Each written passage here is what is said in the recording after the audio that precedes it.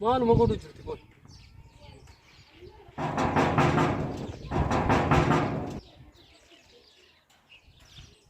Baasuma hin taane namtittii tana.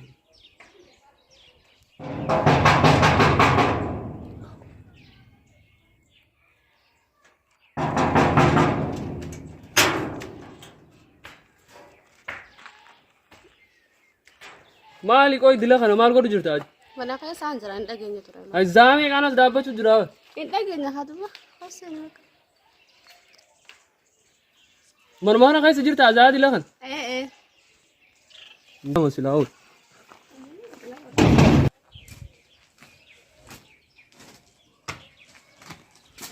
Lal asumaan taa laaqana gabbaasi asumatti. Manni ni soo owwaa jira. Owwini jajjabaa deebi.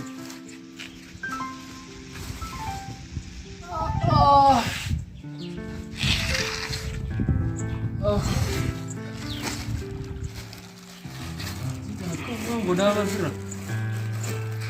Maali fiin isii fuudhe? Huccuu naammichu. Laaqanan gootu, nyaatan gootu. Maal naa gooti ani? Anguma halkanii san malee. Sanuu dantuma isii kiibira. Intal moomin.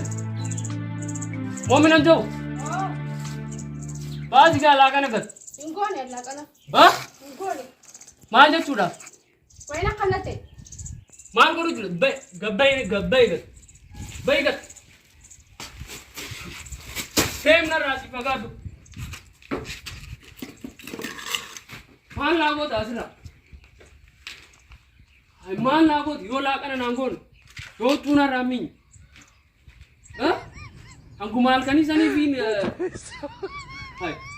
guyyaa taa'aa ooltee halkanuma zamuma sana eeggatu. Maali faayidaan si huccuu miidha.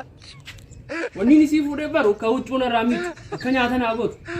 Zooma halkanii san bichaa eeggatti isin. Arraboota mana kanatti haa dhiyaattu. Haalagitti. Maal naa godhu dhufte isin?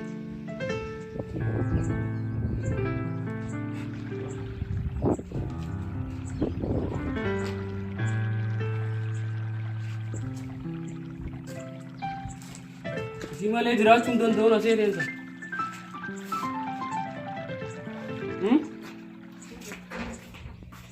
Kan jiraachuu danda'u yoo hin agarsiisu.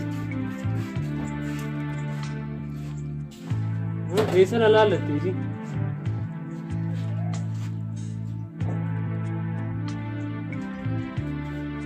Haa deemtu. Yoom akkam dhabee anis? Kiniina hirribaa bitadheetiin eegaan galgala rafe. Ganama hangaa kootti akkaan hin dammeenyettiin kiniina hirribaa bitadheetiin rafe.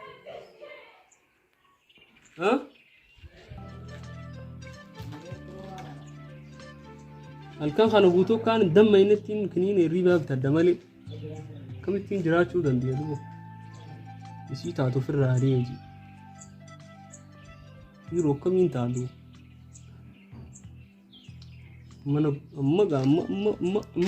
Mana mudatti guddoo.